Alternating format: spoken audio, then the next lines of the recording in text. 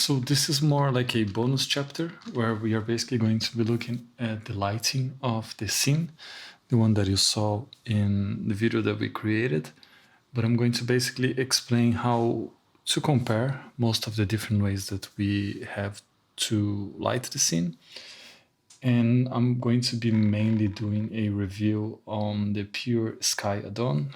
You have a lot of lighting and sky add-ons out there, but I do believe that this one gives you the most realistic freedom and options out there. So that's also why I'm going to be talking about that. So just to start first, I have this HDRI from Haven, which is like a sunset. It's part of the sunrise sunset outdoor. Okay, and you see here. And it's already plugged in here on my scene. And I'm just using the HDR itself. So you do see that we have the sun, the light of the sun is hitting here on the side. Everything is looking good. And also using the photographer add-on, which is basically mimicking like a real life camera inside Blender. We have, if we look here at the chart, we see that to get the perfect exposure on a sunset environment, we have to choose the f4. And of course, then the Sunny 16 is that the shutter speed and the ISO is the same number, basically 100 by 1 by 100, and aperture f4. And we do have a well-balanced exposure at the moment with the background at the strength of 1. If it was not balanced, I would try to balance a little bit by changing here the background intensity, but it looks fine for me. So basically that's just with the HDRI itself. The thing here is that, of course, I don't want to have this image here on the background with the trees and something that is not related to my environment at all. And also these reflections here on the floor. So I put it at a more reflective floor here so you can also see the difference that we have using the PureSky Addon. But in general, the HDR is great for you to have the basic lighting and the realistic lighting on your scene. But the thing is that even if we come here and we choose to use the transparent background, then we need to start pushing some skies here with some planes and doing all the extra stuff to have everything here. And then we need to think about fog, horizon line, so on and so forth. Okay, so that's the fun thing. Just with the HDRI, of course, we can also come in and bring a sun. But if we do that, actually, this comes also with the photographer add-on. We have some presets for sun, clear sky, noon. So we have a lux of 112K. Let's actually look on the internet. What is the sunrise value?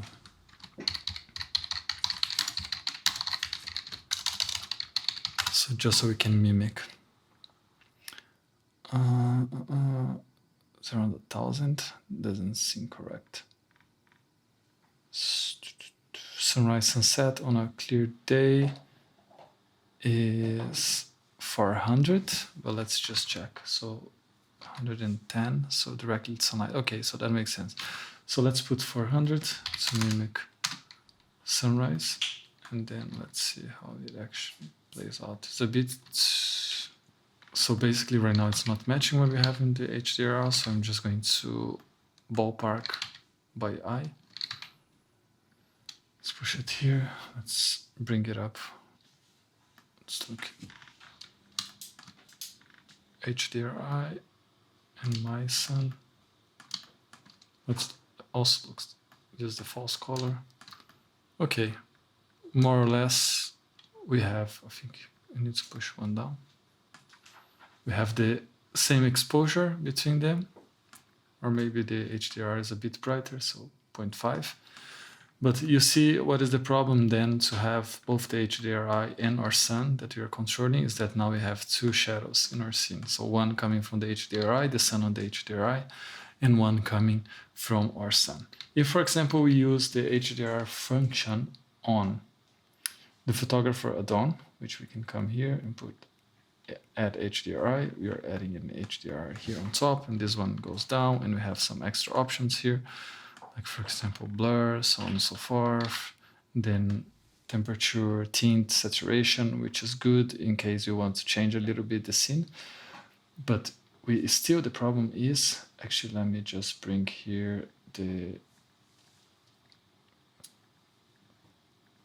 HDRI that we are using before. I'm just gonna change here. Downloads. Then yes, let's do the rotation, put on the same side it was before. Right here, we see that we still have the shadows from the HDRI working on the scene. So by using the photographer add-on also, we don't get rid of that.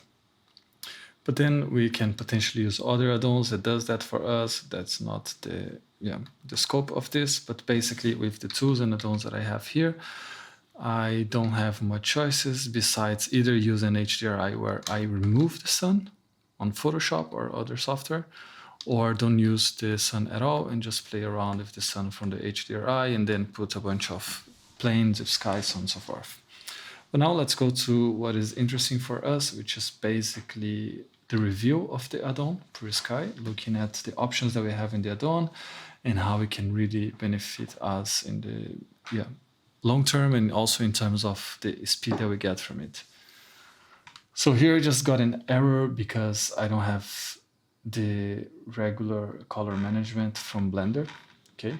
But yeah, the add-on is going to function the same way. That was basically because of that. We already see that now we have a sky here with a horizon line and all of that. So that's great because we don't have to worry about that if we are doing outdoor scene. If we're doing indoor, it doesn't matter because we don't need to think too much about the sky. But then here, let me just update the sky management. Let's view transform. Let's keep with the standard. Let's actually go with the medium contrast. Okay, now camera, everything looks good. Then we have a bunch of presets here in terms of the sky, which is quite nice. And then let's just choose one of the sunrise one. I'm gonna take this one. I think is the most similar to the one we had before. So there we go. Now it's completely on the back of our scene. So let's just rotate by coming here on time and date. And I'm gonna push a little bit to the side. And you see it's hitting here on the side. Let's look on photographer add-on. Let's see, false color. Yeah, it's still working.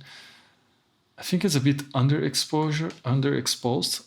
So I do believe that the sky that we get from PureSky is not actually physically accurate, but we can just tweak a little bit to make sure that it does represent more accurate the actual values that we would get from real life.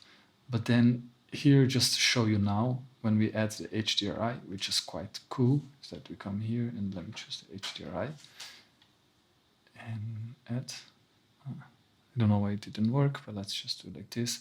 And there we go, we have the HDRI here, and let's position more or less on the other side. So can we do that? Yeah, let's push here on the other side, and you can already see that it blocks out the sky, the sun, and we are not getting a second sun hitting our object. So that's quite nice because basically what we are using the HDRI then is to get the light of the sky itself. So we get this warm tone from the sunrise. So that's quite cool. And we can also play around with these sliders here, which is day, night, and sunrise. And they are going to give us a bit of a different color to our HDRI. Basically, let's say I push here to sunrise, you see how it looks. Push here to day and night together, and then it looks more like a night scene in case we want to maintain the HDR in the background. Of course, in our case, I would just deactivate them, but they are still working in terms of providing the light. It's just not visually present here. But what is interesting here is that this, when we do change this, is not actually changing the light that is hitting our object, so the skylight that is hitting our object, but it does change, for example, the reflections that we are getting. And that's one of the reasons why I put this highly reflective material on the bottom. You see that here is reflecting a bit more darker scene.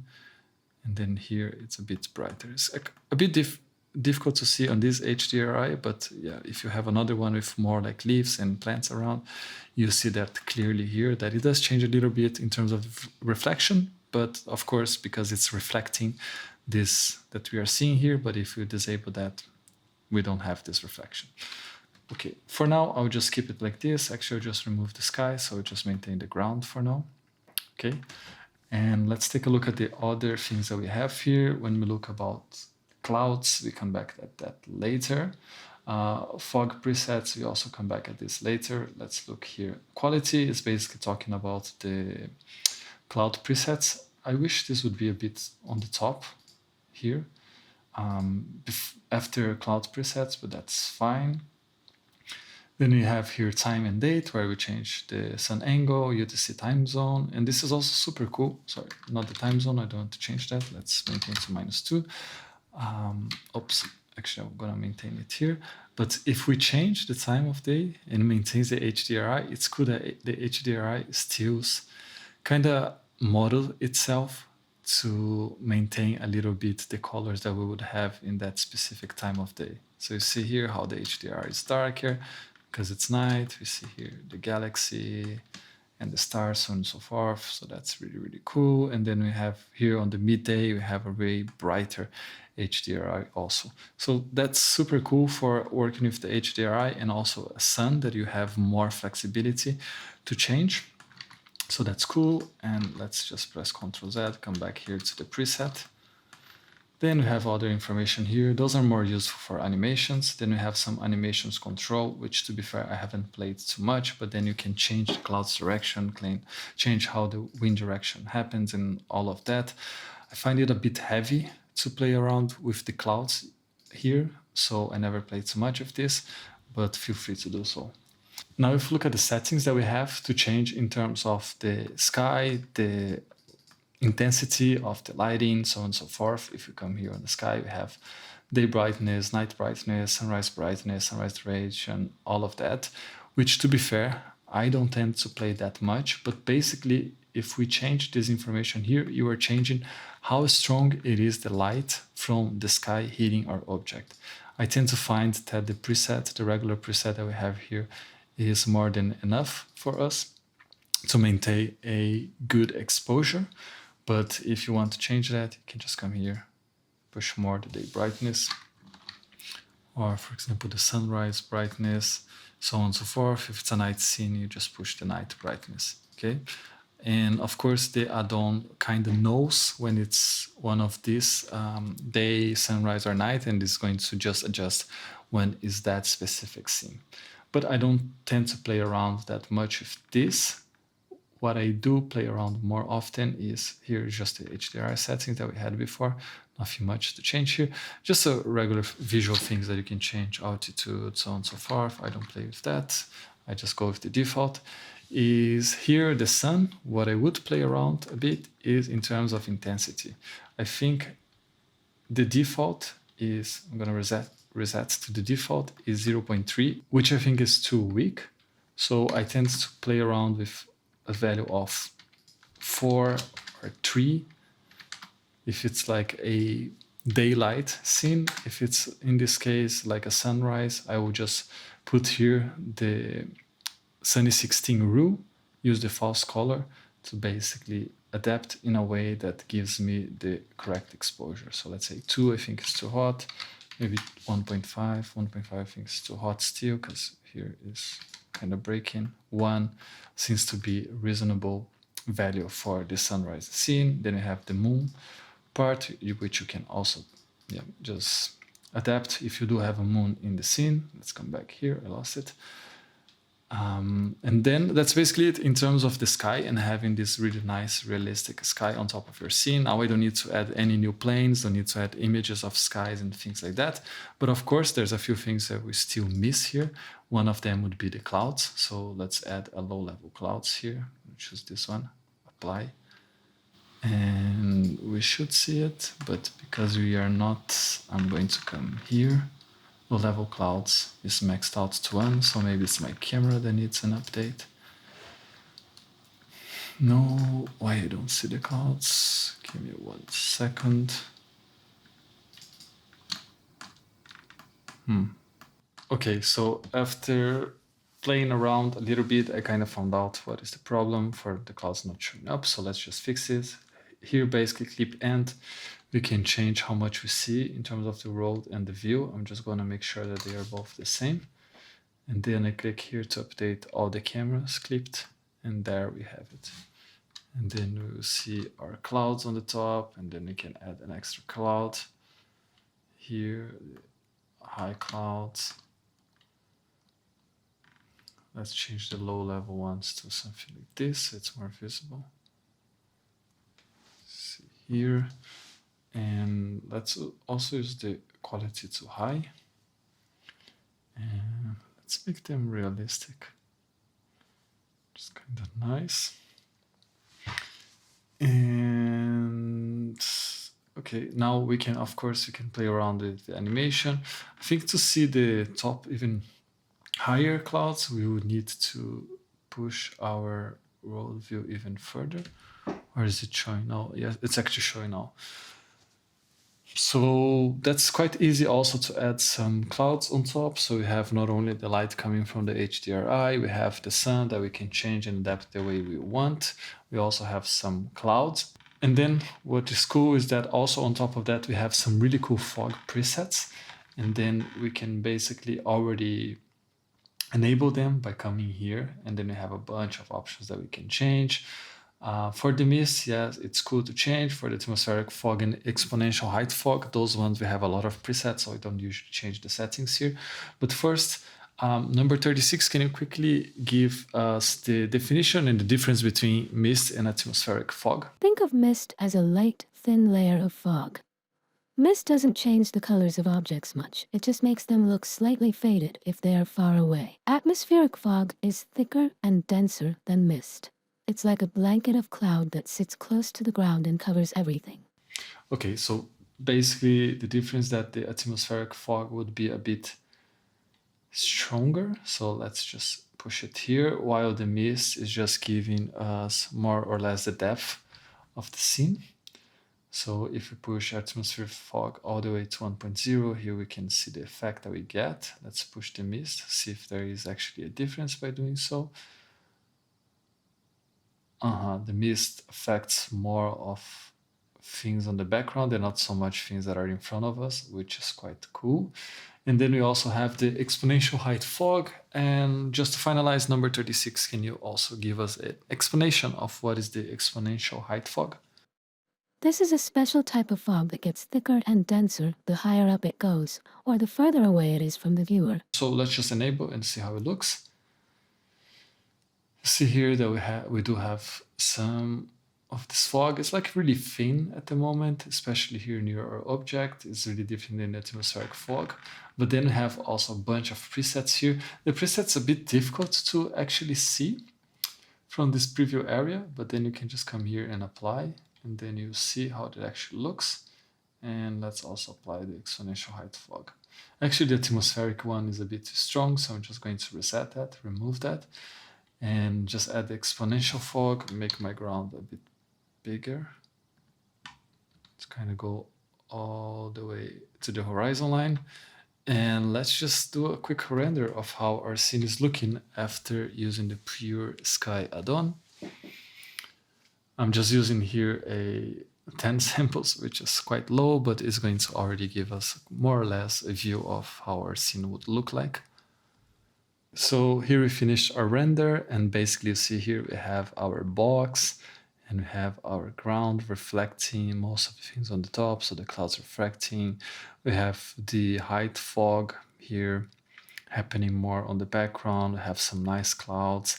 So it's quite easy and fast to set up. Of course, here I'm showing every single thing that you have, every single option that you can choose and that you can optimize. But when you are playing by yourself, you can basically just choose a bunch of presets, and yeah, just have the scene ready in a few minutes. Let's just render with one level of cloud, just so you can see also to finalize this. And I'm gonna actually also change a little bit the time of the day. So let's come here. Let's make something like this. And I'm gonna add just a little bit of mist. And let's click render and see what we get.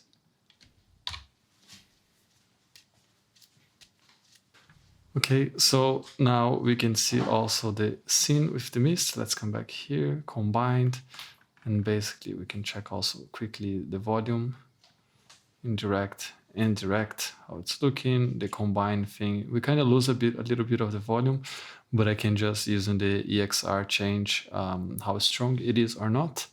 But basically you do see that we have a really nice realistic light that is quite quick and easy to set up. Also, I tend to use the HDRI most of the time because it gives us a more realistic sky lighting from the sky. And then I use the PureSky Sun to take care of the angle that I want, the intensity that I want, and all of that. So that's basically it for the add-on. And now let's just quickly recap how the final video came about and the results that we got.